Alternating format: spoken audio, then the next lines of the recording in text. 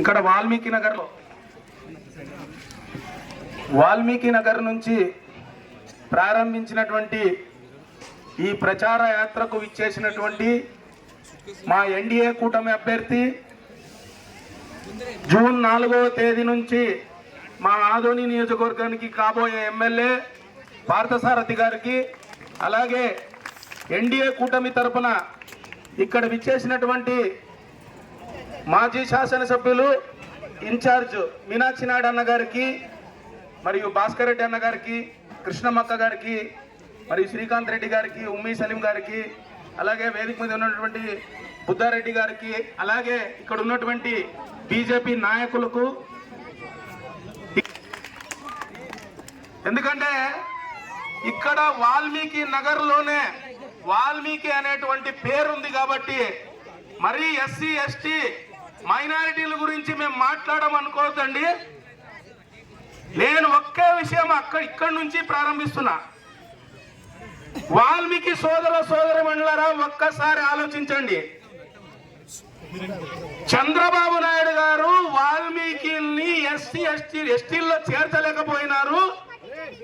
అసెంబ్లీలో bill pass చేసి కేంద్రానికి పంపిస్తే కూడా అది సాధించలేకపోయినాడు. మీ బిడ్డకి ఒక్క అవకాశం ఇవ్వండి. మొదటి అసెంబ్లీలోనే ఎస్టీ బిల్లు పాస్ చేస్తానన్నటువంటి జగన్మోహన్ రెడ్డి గారు ఎక్కడున్నారు అని అడుగుతా ఉన్నా. ఒక్కసారి వాల్మీకి సోదరమణులు ఇవన్నీ ఆలోచించుకోవాలా. ఇప్పటికీ జగన్మోహన్ రెడ్డి గారు అసెంబ్లీని వాడుకుంటుండేది వాల్మీకి బిడ్డల్ని, బీసీ బిడ్డల్ని, ఎస్సీ ఎస్టీ బిడ్డల్ని, మైనారిటీల బిడ్డల్ని అభివృద్ధి చేయడానికి కాదు, కేవలం ప్రతిపక్ష నాయకులైనటువంటి చంద్రబాబు నాయుడు గారిని, పవన్ కళ్యాణ్ గారిని తిట్టడానికి మాత్రమే అసెంబ్లీని వాడుకుంటున్నారు జగన్మోహన్ రెడ్డి గారు. నేను ఒక్క విషయం చెప్తున్నా, చివరకు మీకు పెదాలకు తేనె పూసే విధంగా వన్ మ్యాన్ కమిషన్ అన్నాడు.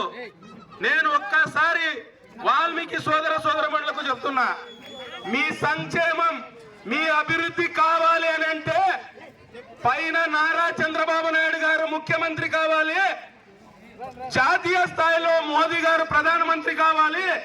ఈ రోజు ఈ రెండు పార్టీలకు అనుసంధానంగా జనసేన పార్టీ ఉండాలి.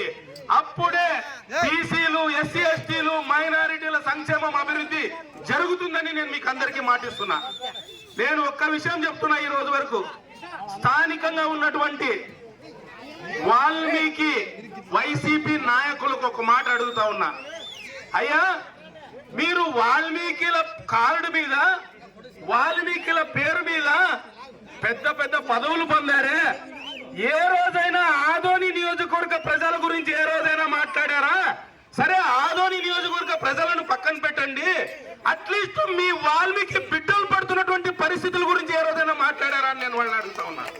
నేను ఒక్కటే తెలియజేసేది, వలస వెళుతున్నటువంటి వాల్మీకి బిడ్డలు, వలస వెళ్తున్నటువంటి ఎస్సీ ఎస్టీ బిడ్డలు, వలస వెళ్తున్నటువంటి మైనారిటీ బిడ్డలు మీకు కనపడలేదా అని అడుగుతా ఉన్నా. నేను ఒక్కటే చెప్పేది, జనసేన పార్టీగా ఈ రోజు ఆదోని నియోజకవర్గం అభివృద్ధి కావాలి అని అంటే తెలుగుదేశం జనసేన పార్టీ సపోర్ట్ చేస్తున్నటువంటి పార్థసారథి గారు అత్యధిక మెజారిటీతో ఇక్కడ గెలిచే తీరాలని నేను మీకు అందరికీ తెలియజేస్తున్నా. ఇంకోటి, వాల్మీకి నగర్ గురించి నేను ప్రత్యేకంగా చెప్పనవసరం లేదు.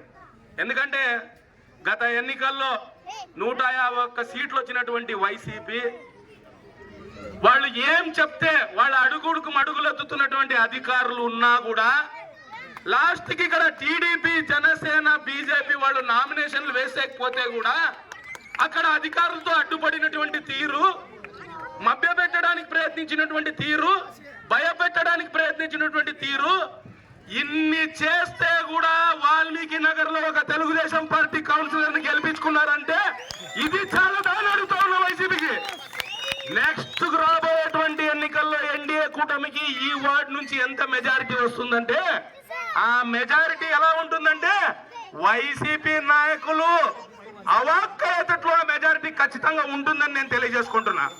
అలాగే ప్రతి ఒక్కరికి, ఆదోని ప్రజానికానికంతా నేను తెలియజేసేది ఒక్కటే, ఈ రోజు సాయి ప్రసాద్ రెడ్డి గారు ఎన్నో మాటలు మాట్లాడుతుంటారు. మేము వాల్మీకిలకు అది చేసినాం, మేము వాల్మీకిలకి ఇది చేసినాం. నేను ఒక్కటే చెప్తున్నా, ఏ వాల్మీకి నాయకులకైనా మీరు అధికారం ఇచ్చి ఆ వార్డుల్లో కానీ, ఆ గ్రామాల్లో కానీ, ఆ మండలాల్లో కానీ, ఆ పట్టణాల్లో కానీ అధికారం ఇచ్చి స్వతంత్రత ఇచ్చి వాళ్లను ప్రజా సంక్షేమం కోసం పనిచేసేటట్లు మీరు చేశారా? చేయలేదు. ఎందుకంటే ఈ రోజు మనం చూస్తున్నాము, నేను మాట్లాడకూడదు, మధుసూదన్ గారు ఈ రోజు ఎమ్మెల్సీ ఇచ్చింది కేవలం వాల్మీకి అనేటువంటి ఒక కార్డు మీద ఎమ్మెల్సీ ఇచ్చారు. గతంలో ఇదే తెలుగుదేశం బాలకృష్ణ గారిని అత్యధికంగా అభిమానించేటువంటి గణం ఈడు ఉంది. మెగాస్టార్ చిరంజీవి గారిని అభిమానించే గణం ఉంది. నేను ఒక్క విషయం చెప్తున్నా, వాల్మీకి నగర్ ప్రజలకు కావచ్చు, ఆదోని నియోజకవర్గ ప్రజలకు కావచ్చు, చూడండి, ఒకవైపే చూడండి, కమలం వైపే చూడండి, ఇంకొక వైపు చూడొద్దండి. నేను బాలకృష్ణ గారి సినిమా డైలాగ్ ప్రకారమే చెప్తున్నా. అదే మన మెగాస్టార్ చిరంజీవి గారి డైలాగ్ ప్రకారం నేను ఒకటే చెప్తున్నా, ఓటు వేస్తే ఎలా ఉండాలంటే బాక్సులు బద్దలైపోయేటట్టు ఉండాలని నేను తెలియజేసుకుంటున్నా. అందుకే ప్రజలరా ఒక్కసారి ఆలోచించండి, ఇంతమంది నాయకులు ఈరోజు ఆదోని నియోజకవర్గ అభివృద్ధి కోసం పార్థసారథి గారికి మద్దతుగా వస్తున్నారు అని అంటే నేను ఒక్కటే విషయం, ఈ రోజు సంక్షేమం అంటే జాతీయ స్థాయిలో గుర్తొచ్చేది మోదీ గారు, ఈ రోజు అభివృద్ధి అంటే రాష్ట్ర స్థాయిలో గుర్తొచ్చేది చంద్రబాబు నాయుడు గారు, ఈ రోజు కష్టమున్నోనికి సొంత కష్టార్జితాన్ని పంచే సాయం అంటే గుర్తొచ్చేది పవన్ కళ్యాణ్ గారు అనేది మీరందరూ గుర్తుపెట్టుకోవాలి. మూడు రకాల వ్యక్తులు మూడు జెండాలతో వస్తున్నారు. కానీ మేము ఎన్ని జెండాలు మోసినా ప్రజా సంక్షేమము, ప్రజల అభివృద్ధి మా అజెండా అనేది గుర్తుపెట్టుకోవాలని ప్రతి ఒక్కరికి నేను తెలియజేసుకుంటాను. గుడిసె కృష్ణం గారికి, శ్రీకాంత్ అత్తయ్య గారికి, ఉమ్మ సలీం గారికి, సిద్ధారెడ్డి గారికి, అలాగే జనసేన పార్టీ అధినేత ఆదోని ఇన్ఛార్జ్ ఉన్నటువంటి శ్రీ మల్లప్ప గారికి, అలాగే బుల్రాజు గారికి, మిగతా వర్మ గారికి, మిగతా వాళ్ళందరికీ కూడా, అలాగే నా పేరే డాక్టర్ పార్థసారథి వాల్మీకి. నేను మొదటి నుంచి కూడా పార్థసారథి వాల్మీకి అని చెప్పుకోవడానికి ఎప్పుడు గర్విస్తాను. ఎందుకంటే అత్యున్నతమైనటువంటి కులం, రామాయణాన్ని ప్రజలకు పరిచయం చేసినటువంటి శ్రీ వాల్మీకి మహర్షి సంతతికి చెందినటువంటి ఈ సమాజానికి సంబంధించిన వ్యక్తిగా వాల్మీకి అంటే కేవలం ఓ బుక్ రాశాడని కాదు, రామాయణాన్ని, రాముణ్ణి ప్రజలకు పరిచయం చేసిన వ్యక్తి వాల్మీకి మహర్షి. ఆయన సంతతిని చెప్పుకోవడానికి నేను ఎప్పుడూ గర్విస్తూనే ఉంటా. పోతే రాయలసీమ ప్రాంతంలో ఉన్నటువంటి వాల్మీకులు దేశమంతా, ఎందుకంటే నేను దేశం గురించి ఎందుకు మాట్లాడతానంటే, నేను భారతీయ జనతా పార్టీలో జాతీయ కార్యదర్శిగా ఓబీసీ మోర్చాలో ఎన్నో రాష్ట్రాల్లో తిరిగి ఎన్నో సంక్షేమ పథకాలని నా కళ్ళారా చూశాను. అక్కడ ఉన్నటువంటి అన్ని రాష్ట్రాల్లో కూడా వాల్మీకులు ఉన్నారు. ఉత్తరాదిలో ఉన్నటువంటి వాల్మీకులంతా కూడా ఎస్సీలుగా పరిగణించబడుతూ ఉంటే, దక్షిణాదిలో ఉన్నటువంటి రాష్ట్రాల్లో ఎస్టీలుగా పరిగణించబడుతూ ఉంటే, పక్కన ఉన్నటువంటి 20 కిలోమీటర్ల అవతల ఉన్నటువంటి కర్ణాటకలో కూడా వాల్మీకులు ఎస్టీలుగా ఉంటే, ఆంధ్రప్రదేశ్లో ఉన్నటువంటి రాయలసీమ జిల్లాల్లో ఉన్నటువంటి వాల్మీకులు మాత్రమే బీసీలుగా ఉండడం. ఇంకొక విచిత్రం ఏంటంటే, ఆంధ్రప్రదేశ్లో కూడా విజయవాడ తరువాత ఉత్తరాంధ్ర కానీ, ఈస్ట్ వెస్ట్ గోదావరి కానీ, శ్రీకాకుళం కానీ, ఆ ప్రాంతాల్లో ఉన్న వాల్మీకులు కూడా ఎస్టీలుగానే ఉంటే, ఈ 8 జిల్లాల్లో ఉన్న వాళ్ళు మాత్రమే బీసీలుగా ఉండడం అన్నది ఎంతో దారుణమైన విషయం.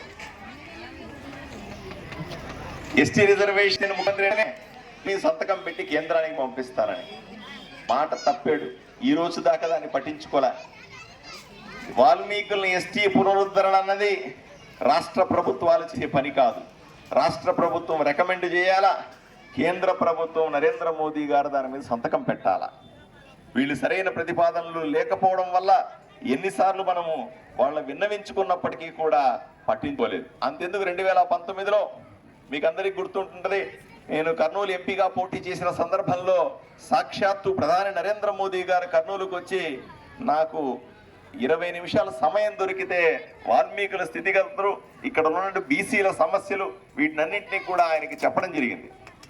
ఆయన సభలో నన్ను చిన్న పేపర్ రాసిమని అడిగి ఆ పేపర్ని సభలో అందరి ముందు చదివాడు. వాల్మీకుల సమస్యగా నాకు తెలుసు, పార్థసారథి గారిని గెలిపించండి, గెలిపిస్తే మీ సమస్యని పరిష్కారం చూపిస్తానన్నాడు.